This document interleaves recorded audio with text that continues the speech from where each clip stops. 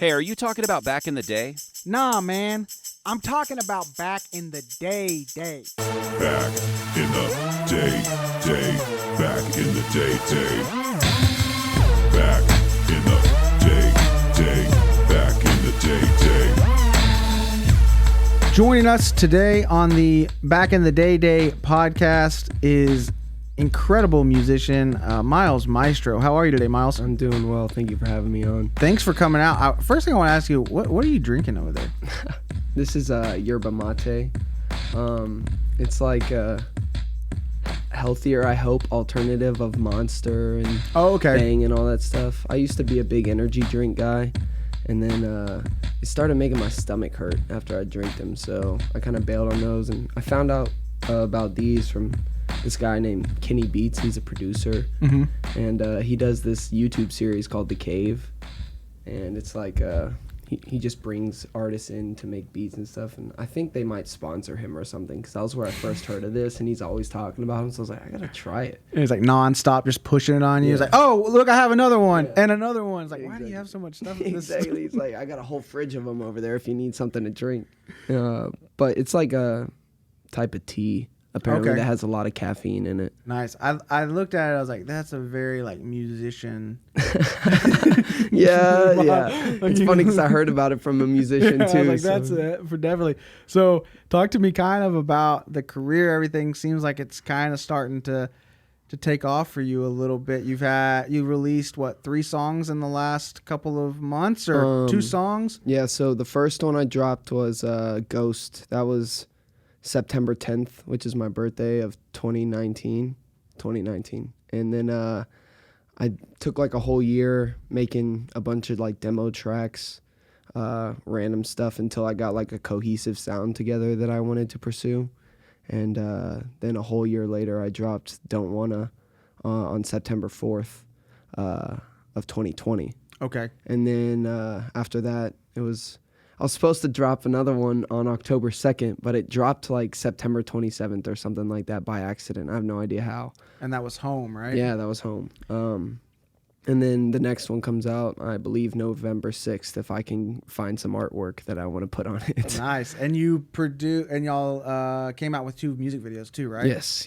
Did you film all of that in Dallas locally? We filmed Don't Wanna in downtown Salina.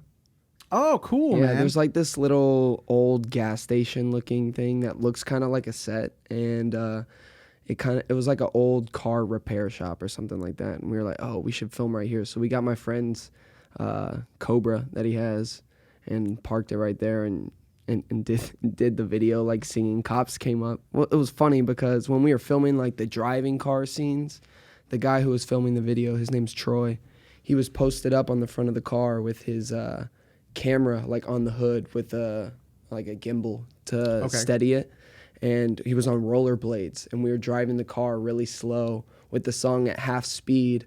I was mouthing the words at half speed, so when he was going back, it looked like we were actually driving, but if you really pay attention in the video, you can see people getting pissed off because we're going so slow and like driving around us. And the cops came and said, you guys can't do that anymore. Not here in Salina. It's all good. We already got the shots. We're all good to go. That's awesome, man. So is the plan just to kind of, are you working on an album right now? I am, yes. Okay. The album's called Melody Lane.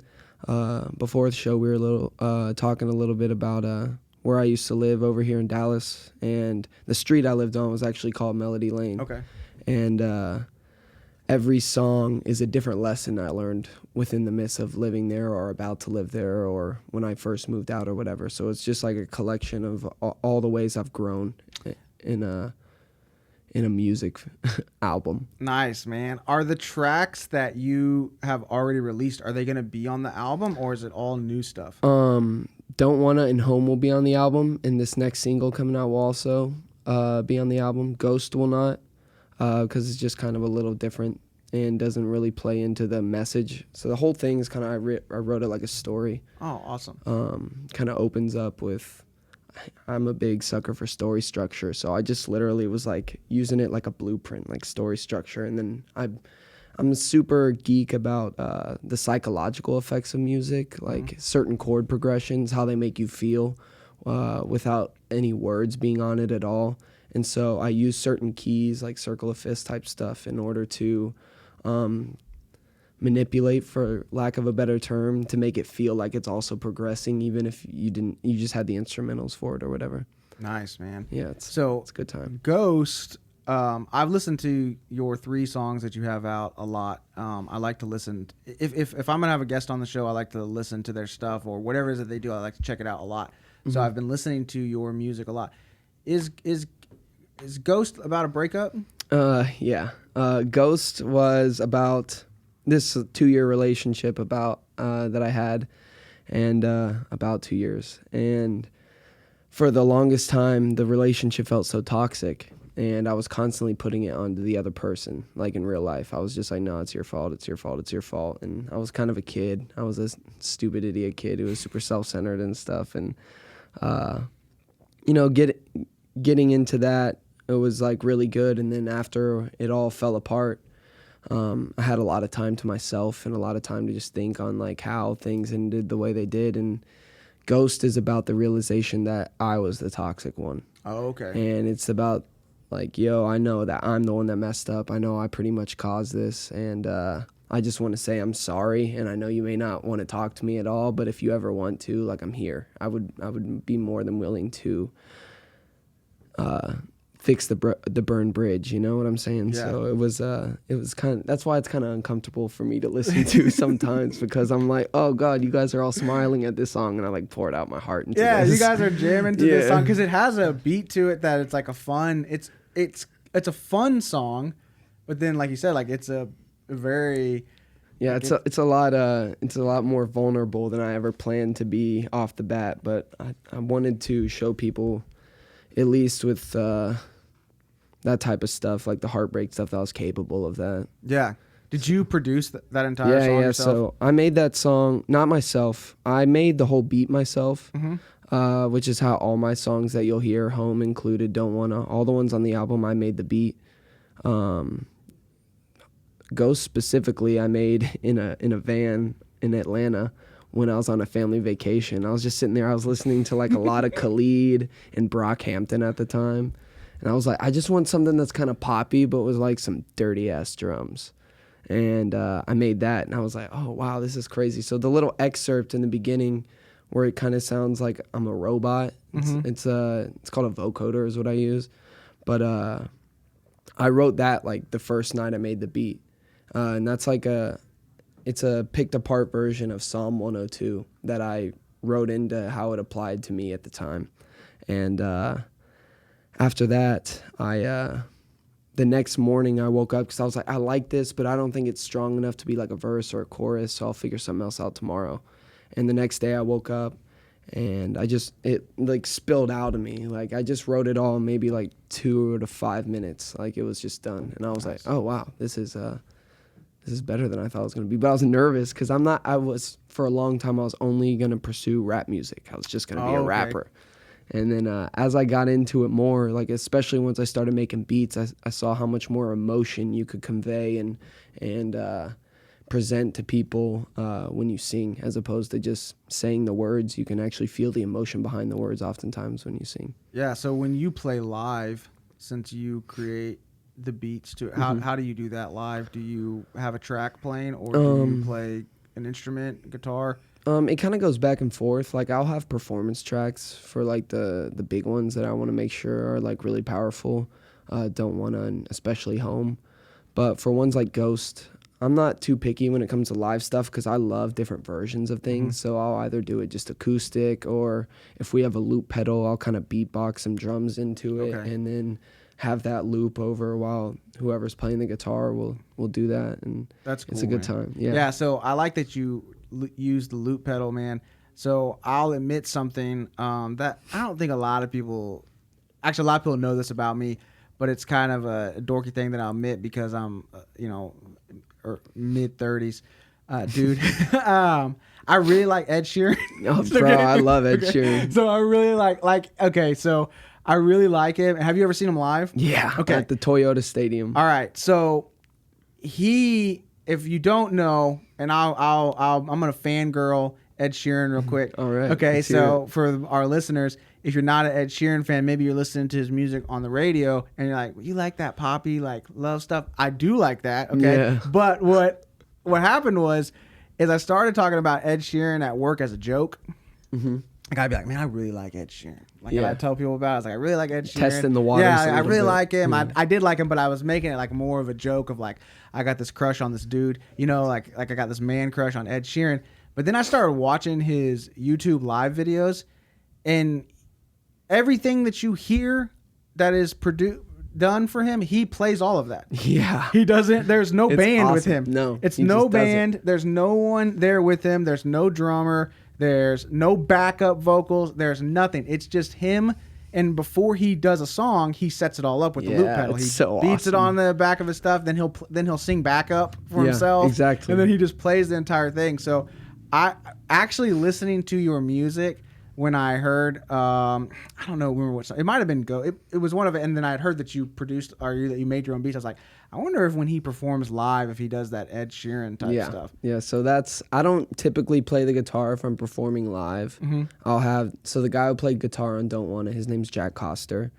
When we do gigs, he's usually on the guitar and he does all that stuff. This he's crazy. He's been playing guitar since he was like 7. So he's got something down that I don't. I only picked up guitar like a couple years ago. Okay. Like seriously, I've been playing piano for a long time and I could play that, but if it's guitar stuff, I'll usually have someone else do it because I'm not as confident. What are some of your inspirations for your music, like different artists? For sure, Justin Timberlake. He's a big inspiration of mine. Even Ed Sheeran. I've read Ed Sheeran's book too that he wrote, and that dude has inspired the shit out of me. Red Hot Chili Peppers, I love. Like specifically Rick Rubin. Anything that Rick Rubin produces, obviously, I'm a big fan of. I love how he does like drastically different genres and stuff like that, and how he's able to be a jack of all trades and that stuff. So anyone who's kind of on that same wave where they can do a lot of different things, I'm a big fan of.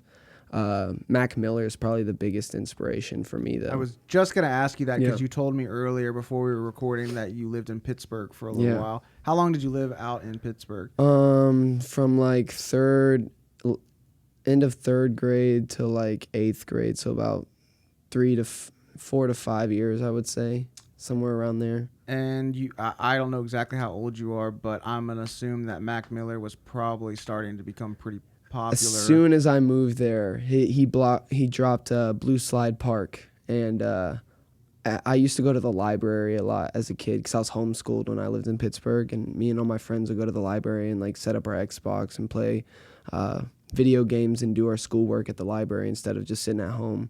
And there was this one kid who like came in with this laptop and he was playing this new Mac Miller song, and I think the song started out was like, "Yo, I'm Mac Miller. Who the fuck are you?" And he like laughed or something, and I was like, "What?" Like I was super Baptist at the time, so I was like, "Look at this guy, like just playing this music out loud for all these people to hear. It's so why In would the he- library, yeah, for in the goodness sakes, library, yeah." So Someone revoke his card. yeah, exactly. I went up and pulled the old Miss Librarian, like, shh. No, I'm just kidding. But it was a guilty pleasure at that point. I went back home after that day and like looked up all of his stuff. This Mac Miller guy, like, who is this? And I was a huge fan. Like Missed Calls is one of my favorites by him on that album. It's just so soothing. Him on the electric piano, and that was another thing I always liked about him, is that he also could play all the instruments and all that stuff. So you're super Baptist growing up, Yeah. and you're liking Mac Miller. Are you hiding that? Yeah. from Oh mom yeah. and I dad? was hiding that 100%. Not necessarily from my mom, because she always listened to like Maroon 5, which in my opinion, old Maroon 5's like on the same caliber of Inappropriate. They just hit it better. Yeah. So I would always pull that card if I ever got caught listening to it, but it was all clean versions for me at those that times. radio edit. Yeah, the- yeah. Get it from Walmart Yeah, or whatever. exactly. I don't think I truthfully started listening to unedited versions till I was like a freshman in high school. Okay.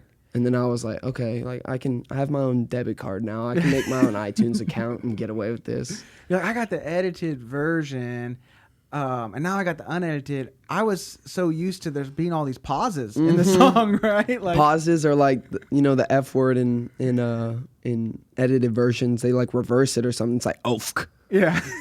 So I was always like, oh, that's cool. Like, Yeah. I wonder how they do that. And then That's cool, man. Yeah. I was So when did you start getting into music yourself? So you said you originally were wanting to do hip hop, you Yeah. wanted to be a rapper. Mm-hmm. When did you start rapping?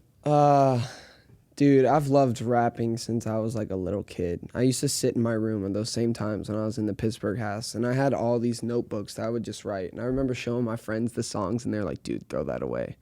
They're like, "That's horrible. You don't want to perform that for anyone." And I was like, "Come on, like you guys." I think the song was called like Demolition or something like that. Oh no, it was called Domination. Who knew it, little kid? It was like sitting on a throne of greatness. Everybody's trying to hate me, but I'm done with hesitating. I'm gonna get in and go, domination. That was like the first one I ever wrote that I could remember. Did you record it? No, I never recorded a song until after I graduated high school. Okay. Yes. That's a lie. I recorded a couple during high school, but I wasn't like wanting to be a rapper. I just kind of did it for fun with my friends, and it was interesting. Were you okay? So you're growing up. When did you move back to Texas? 8th grade. So I was grade? about how old are you in 8th grade? Like 12, 13? Yeah, I was around that age, and I'm 22 now. So Okay. from then, when we moved back to Texas, I started playing the piano. My dad was making me take piano lessons, and I was like, this sucks. I don't want to take piano lessons, but I wanted to know how to play the piano. So I went up to my dad. I was like, hey, if I can just like play songs that I know instead of playing all this bullshit that this piano teacher is giving me. Notre Dame and Yeah, all. exactly. Or like Take Me Out to the Ball Game. Like that song. Oh my God. I don't want to learn that. I want to learn like Bad Romance by Lady Gaga or Colder Weather by Zach Brown Band or something that has some cool piano in it. And he was like, yeah, you know what? If you can learn how to play piano by yourself with and you don't need a teacher, like the second I see that you're putting a lot of work into it, you don't have to take him anymore. And I was like, bet. Every single day after that, I was just practicing. Like I think it started with YouTube tutorials. And then as I learned that stuff, I started picking up the general idea of chords. And then I just, from then, like look up guitar tab sheets and just find my own rendition of the song with the chords. And so, yeah, it was, and then I got into choir around that same time. I was gonna ask. So were you in high school? You were doing choir? Yes. In 8th grade, there was this, I was in the church choir also. And the guy who ran like the whole kids' church choir or like the high school church choir or whatever, he kept asking me to join. And I was like, no, like I don't sing. I don't want to. And he was like, well, you can like rap stuff too. Like we'll find ways to make it work. Like there are Christian rappers of songs we can do on these performances and we'll let you do that. And I was like, no, like I don't want to do that. And he kept asking me like every single time he saw me and finally convinced me to join. So I did that and was he at least letting you do good Christian rappers? Yeah, like it was Lecrae. Okay, good. Yeah, we did Tell the World with Molly Music. That was one we did, and then we did that one with Anthony Evans. It's called Boasting. I was a big Lecrae fan for a while. I still like some of his stuff that he puts out. Too. Do you like Andy Mineo? Oh my God, I like him even more. Yeah, he's good, man. That dude is raw. He knows what. I thought for a while that he was about to just kind of take off. I really thought he would be like big time mainstream. Because for a little bit, he actually, maybe like 4 years ago or so, around that, he did American Airlines Center. Yeah. But then I don't know what happened. He just kind of, I think he got married. He did get just married. Fell off, I bet he just did some. I know Lecrae just dropped a new album. One of the songs has John Legend on it.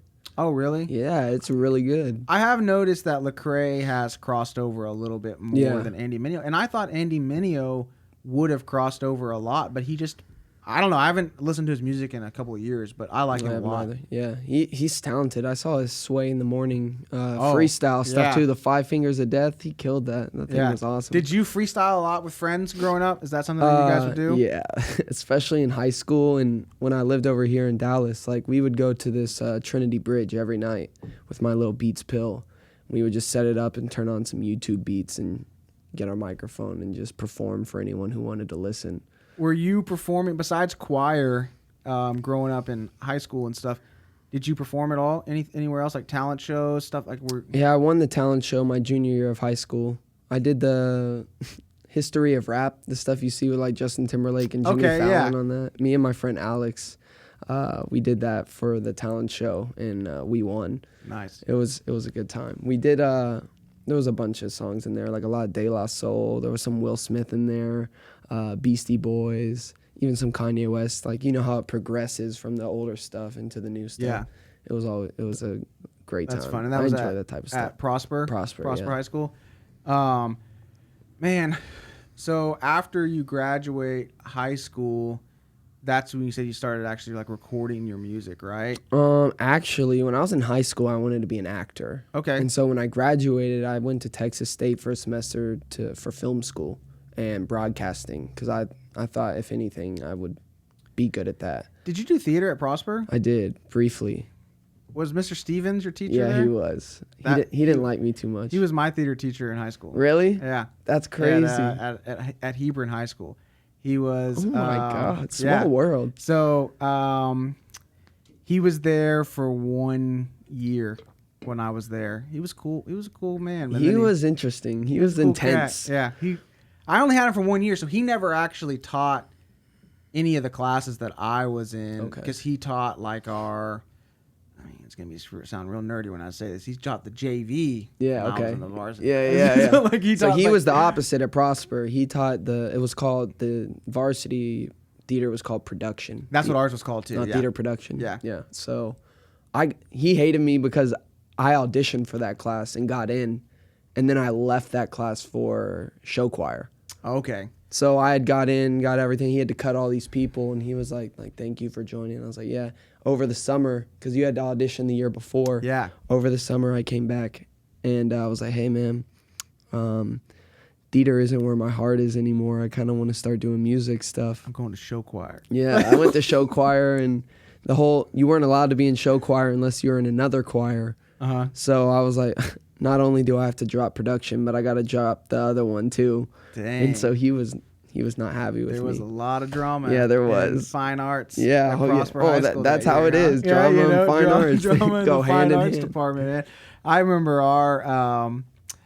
I think our theater and our choir director got along, but I think they did it on surface. Like, I don't think they really both because they would always both they worked together to do the musical. And I think it was real hard for one of them to take a back seat to the other. Yeah. They both thought they were in charge. Oh, and 100%. it never worked well at all. So you win that talent show. You want to be an actor. You go out to Texas State. Yeah. How long are you there for at Texas State? I was there for 1 semester. 1 semester? And when I was in high school, I did this show. It was called the Mid-Morning After 10, but still just before lunch show. It was the first ever student-produced late-night talk show, and it caught the attention of CBS and Colbert. And nice. He flew us out there to work on his Christmas show with Nora Jones, which was a really cool experience. But one of the guests we got on that show, his name was Todrick Hall. And he's a big YouTube and Broadway guy. And we had just kind of stayed in contact after he had come on the show. And so when I was in college and talking about how I was really depressed and didn't want to be here, and I just felt like I couldn't learn this way anymore, because I'm a big on-hand, like, experience type of learner.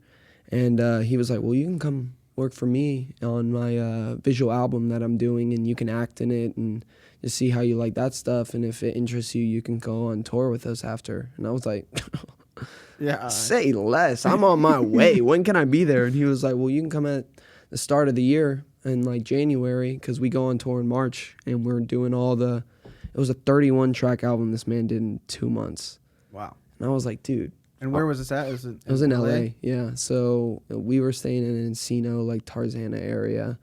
Went out there, and I was just watching this guy in the studio like every single day. And I was like, this is like sick. I love how like he can just have like a hum in his mind, and then he just brought it to life and turned it into like a whole song that's like plays into this whole big story.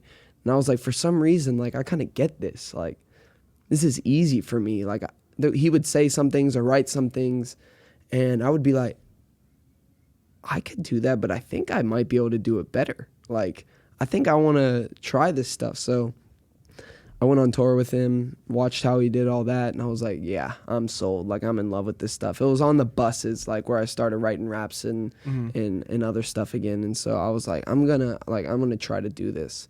I'll do acting and this, or if I end up loving music too much, I'll just do that. So I started pursuing that when I got back home, because tour ended and I came back to Texas, my mom's house.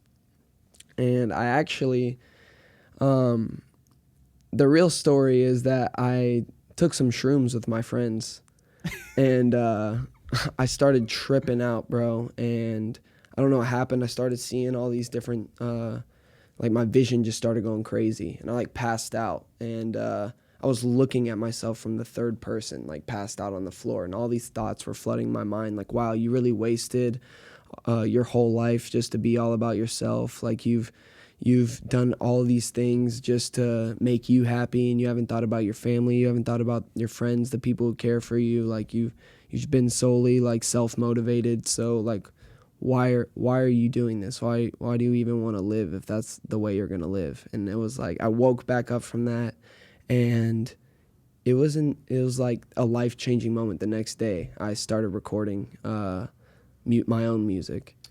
How old were you with this experience? 20. 20? Yeah. Okay, so this 2 years ago? Yeah, 2 years ago. And you're back in Texas when that happened? Mm-hmm. Okay. I was at my mom's house. She was asleep. And you just start writing music, yeah, recording your own music? The next day, and it was an EP called Essence. It was a 4-track EP that I made. My friend just like made some beats, because I wasn't making beats then. I only knew how to play the piano, but I didn't know how to incorporate that knowledge into like a DAW, like Logic or Ableton Live or whatever, Pro Tools. And I was really like enticed by it. Like, I really wanted to do it, but I didn't know how to go about it. So he made beats, and I was like, yo, I'll buy like 4 of them from you so I can make this. And I was over here in Deep Ellum, the Rocket Lab Studios. I don't think it's there anymore, or it's called something else maybe, but that's where I recorded it. And then released it, and I was like, I hate it. I don't want to be a rapper anymore. Like, I want to do cooler stuff. And that's when I got into music theory and all the psychological effects of chord progressions and stuff, and started making beats. And I took a whole year around the clock so the first EP dropped in August of 2018. Then Ghost, like I said, dropped September 10th of 2019. That was kind of like where I figured it out in a way. And then I took a whole nother year to figure it out even more. And that's when Melody Lane came along, and I kind of pieced together a whole thing that I wanted to do. So when's that coming out? Hopefully at the beginning of 2021. It was Nice. supposed to come out like yesterday. Are you done with it? No, it's You're not done? done. Okay. No, so we got 4 of them done right now, and there's like 9 on the tape. All of them are written, and all the written. beats are made. We just got to get all the engineering and stuff done, and re-record some things, because some of them are from like January and February when I was still recording in my closet. And some of those vocal takes aren't the best quality. So 'cause you're in a we're going to closet. redo some of them. So to make it a little more high class, we're trying to have like at least with engineering and production and stuff, at least keep it consistent on that basis. Okay. So do you, as an artist, what do you get, do you get more enjoyment out of performing live or recording your music? I think recording, at least for now. I've only done open mics up to this point. My first show's tonight, and I'm excited about it. Also a little nervous. You don't have that what's it called? The backtrack of like auto tune. You can't fall back on that when you're singing live. It's like, and I'm like I said, I haven't always been the most comfortable with singing by myself. So that was a definitely an obstacle I had to overcome through all these rehearsals that we've been doing.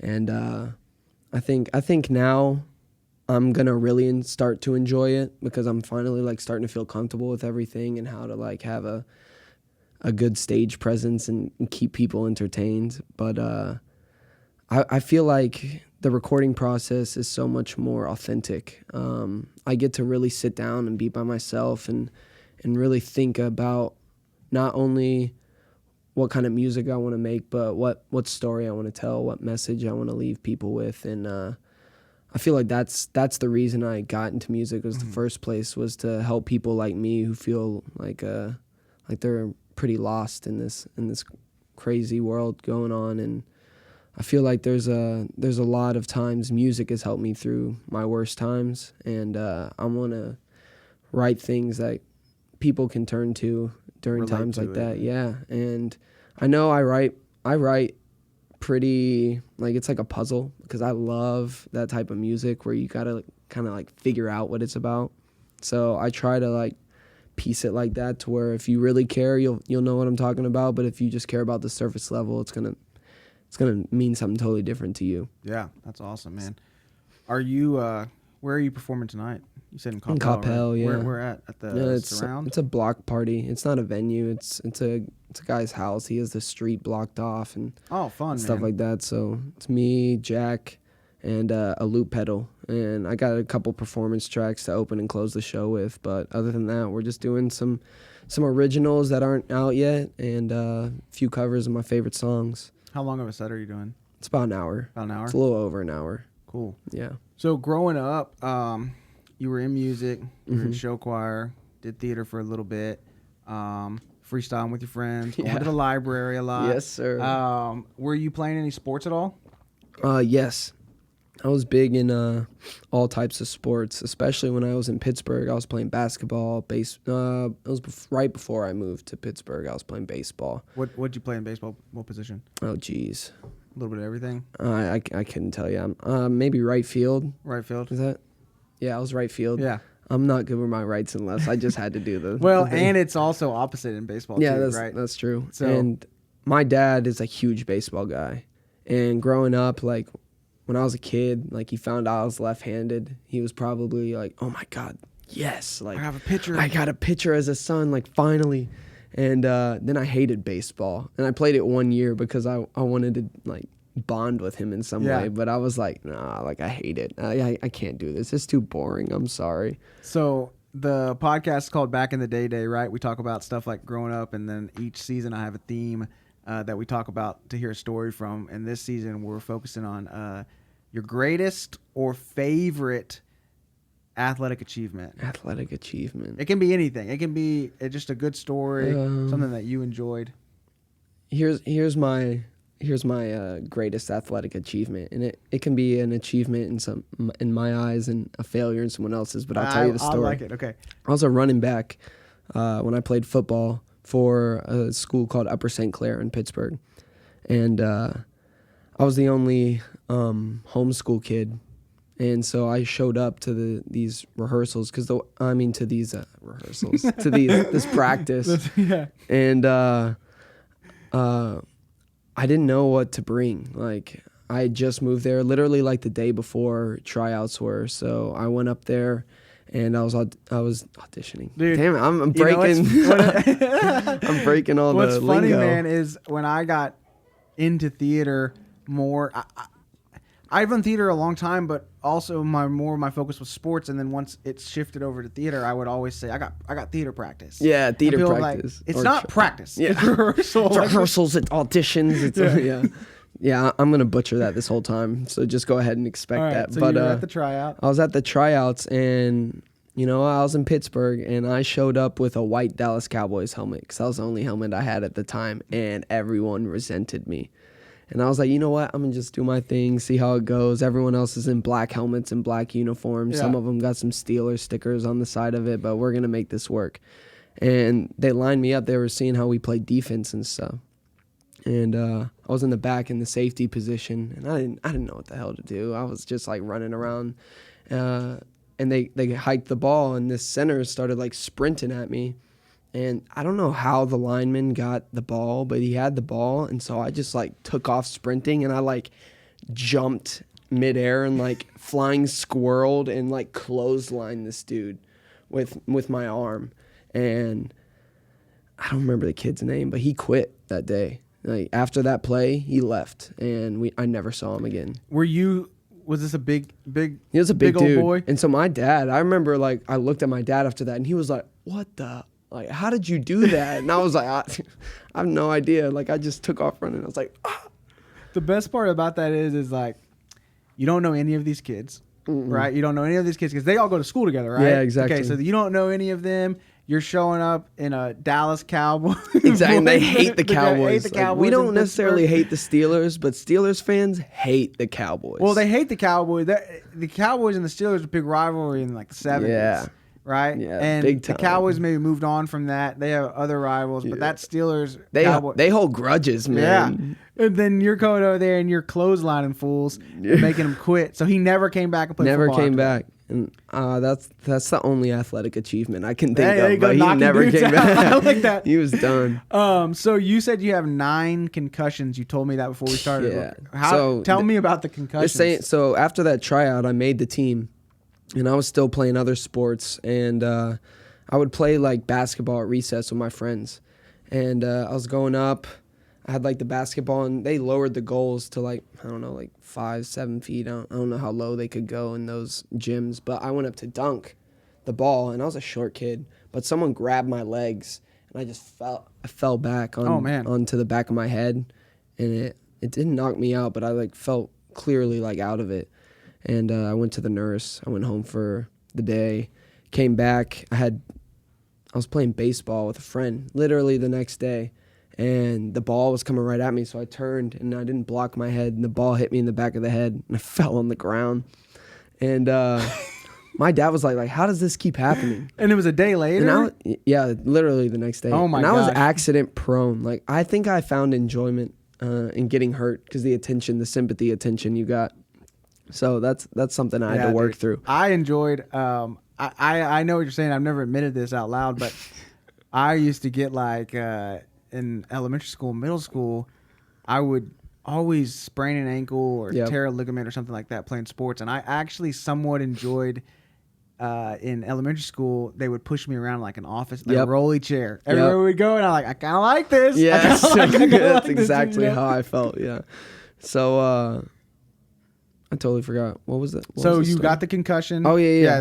The concussions are coming back to you, man. Yeah, exactly. you've They seen get to me them. every day. I'll zone out and be in my own world for like, and I'm like, oh, you were talking to me? So you're What's at up? 2 concussions. One was from basketball. The next one you're playing. So like it was catch. like 2 weeks later. I was playing 2-touch football with my dad and his friend, and my dad throws me the ball, and I'm going, and my dad's friend like taps me on the back, and I like, my momentum's pushing me forward. I couldn't stop, and I jam my head into this table, and just blood starts going everywhere. So at this point, my mom's like freaking out, like, oh my God, like get him. Blood spewing out of my head. And they take me to the doctor, and they're like, oh, nah, he's fine. It was like a week after that. Literally, this is all in like the span of a month. The week after that, I was at football, because this was before concussions were like a big thing. Even in the NFL, they weren't a big concern yet. And I was at football, and I had the ball, and I was running. It was just like a scrimmage, so it wasn't anything serious. But I was running like head first, basically, and someone hit me from the back, and I kind of fell forward as some dude's knee was coming up, and it knocked me back the complete other way, and it knocked me out that time. So this is number 4. Yeah, Concussion this is number 4. And I had a few before that, but that weren't in this same span. So really, on the grand scheme of things, this was probably like 8 out of the realistic ones I had. And that was the one practice my parents didn't show up to. And so I was there all alone. I remember my friend's dad, his name was Jordan, was like there with me the whole time. They had to put me in the neck brace. They didn't know if my neck was broken. They were like touching my legs, and I thought I couldn't feel it, which obviously I can walk. So I was just kind of stressing out about it. But I stayed in the hospital overnight, and I had to go take a concussion test basically at the UPMC up there in Pittsburgh. And have you seen the movie Concussion?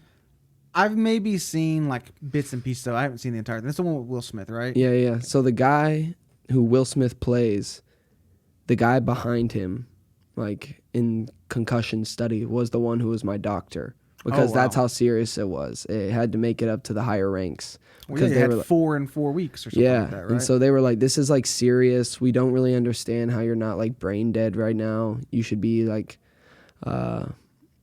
special needs or something at this point, and we don't know. My dad, I don't remember this period of my life when I had that last one too well, but I remember my dad always saying that I was just like a totally different person. I never talked to anyone. Like I would just come home from school, go straight into my room and sleep. I'd wake up, like not talk to anyone, just go to school. I would be silent throughout the entire day. I'd come back home, and usually I'm like a very outgoing person. So they were like really concerned. They were like, he's like not him anymore. So we don't know what's going on. And then probably like 6 months later, I started feeling better because I couldn't watch movies. I would pass out if I would watch movies and things like that. Like it was really bad. And I kept having to go back for checkups. And at this point, I was still really, really wanting to do sports. Did they just kind of make it after that? It's like, you can't really do sports after this. I mean, that's not what they told me, but that's definitely what they told my dad. Because every time I tried to play sports, my dad was like, I don't know. Is it really worth it? Like, if you get one more head injury, you could be screwed for the rest of your life. Yeah. Do you really love it that much? And I was like, nah. No, I don't. Not that much, right? No, I don't. I don't want to be. Especially not for 7th or whatever grade you were in football, right? Yeah, that was 5th grade was when that happened. Wow. And it was the baseline test is basically it shows you like a series of words. You got to repeat the words back or like type them up and things like that. Or the next one is like shapes. Shapes would be in certain places on the screen, and you'd have to go back and click which ones were in there, but it would like disappear, and then it'd come back and click which ones you saw before. There'd be like a lot more.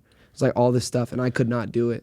I don't remember, it wasn't like graded or anything, but I did very poorly on the first test, the first baseline. They were like, yeah, this is bad. He doesn't have any like short-term memory skills or any of that stuff right now.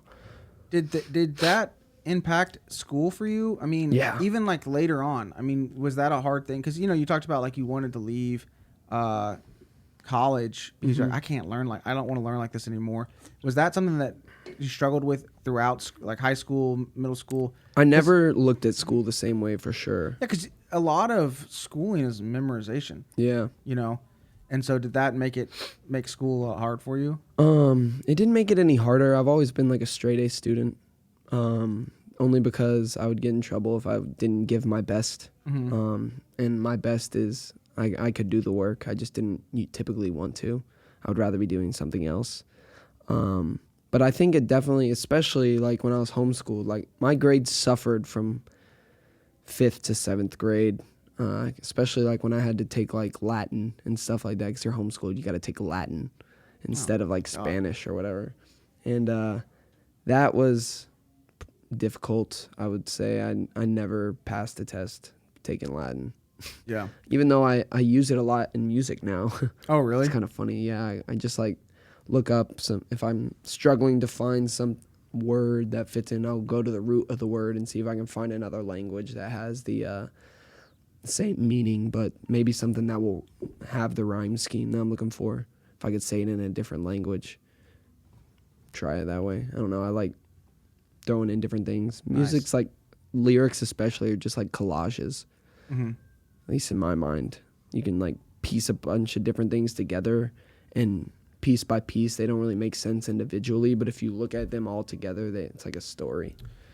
So once you drop the album, hopefully at the beginning of next year, are you planning? What's the plan after that? Are you planning to? You want to try to tour? Do you want? I know it's weird right now. Everything's up in the air because of COVID, but is that kind of the plan? Like you want to try to take this on the road? I would love to take it on the road, especially these songs. They're all like so meaningful to me, and I've been waiting a long time for a lot of these to even have them to be able to listen to, and just some of the things I've been through that these songs are about are like really important to me, and I want to share them with as many people as possible. And I would love to tour them, but in the event that stuff isn't open, I think I would just start the next one, because I have a lot of other songs that I've written during this process that I'm not going to be able to put on the album because there's not enough time to do that, and they're also a little different in the sound that is pretty consistent within this album. And I got a lot of ideas, so depending on which way the road goes at that time, I'll kind of like play it by ear, I guess. Nice, man. But I got a lot of stuff stored up, whether it's touring or just making another album. I would love to do either. Music's like my outlet, I would say. I feel like I'd be insane without it. Literally, I can have a bad day. Like, even one of these songs that's on the album, I was just going through a bunch of drama with some friends. And, damn, there's sometimes, like, you just want to tell people something, but they don't want to listen to you, or they don't think you understand. And you're just like, dude, if you would just, like, listen. Like, I swear I can see, like, the bird's eye view of this. Like, I'm the only one not in this situation. And, They don't want to. So I'll just write songs about that stuff and be like, oh, well, I can't tell you, so I'll just make a song about it, and then I'll just feel good about it. Maybe you'll realize it's about you at a later time or something. Yeah, that's cool, man. So the question I asked you earlier is like, what's your most athletic thing you've done from back in the day? Yeah. So I always end kind of the interview with this. What's the most athletic thing you've done in the past 6 to 12 months? P90X. P90X? Yeah. Really? Swear. Did you finish it? Yeah, I've finished. I do P90X 3. Okay. I used to do like 1 with my dad when I was a kid, but because I'm pretty lazy, I don't like working out all that much. Yeah. But I'll do it anyway. So if it's just like 30 minutes, like I can get through it, and I'll just do that. And if I eat healthy, it'll all pay off at some point. So you got like a pull-up bar in the house? You're just doing chin-ups? My dad has his own little gym thing he created, so I just kind of use that. It's got some dumbbells and nice. A pull-up bar and all that stuff. I saw. Which video is it that you're like semi-shirtless in? Oh, I think that's Don't Wanna. I'm semi-shirtless in both of them. In both of them? Yeah. Okay. Yeah. I haven't watced both of them all the way through, but I've seen the clips that you're putting on. You gotta watch the home video. That one, that song is like, in my eyes, the most powerful thing I've ever written. Is that the one you've recorded in? Where is that video at? Is that the one that's in Salina, or which one's in Salina? So that's Don't Wanna. Okay. Well, I mean, they're both in Salina. I filmed a lot of home in Constellation Park in my really? farms. Yeah. Did you? There's like this little tree area, and I just filmed it there and made it look like it was bigger than it was. And then that little beach part of that's where the sand is that you see me laying in. It's in Constellation Park. Yeah. Nice, dude. Yeah. I was like, if you just zoom in enough, you can make it look like it's somewhere crazy. Hey, man, when they some of the pictures they post online, Yeah. it looks like it's like a legit beach. So Yeah. I'm sure you did the same thing with it. So where can people find you, man? They can find me on Instagram, Twitter, Facebook, all under just Myles Maestro, all one word. Myles with a Y, MYLES And when's your next thing dropping? November 6th is the November next 6th? song, called Hypnotized, with my friend Will. Sweet. And when's the next live show besides tonight? I believe hopefully November 20th, but it will be sometime in November for sure. November 20th, and that's going to be at Rollertown in Salina? You betcha. Sweet, dude. Well, Myles, I appreciate you joining us. appreciate You can you having find me me on Instagram at HeHeMikeP, or Facebook on facebook.com/Michael Pasvar. Make sure you guys subscribe to the podcast so you can know when the next episode drops. We'll see you guys next time. Thanks.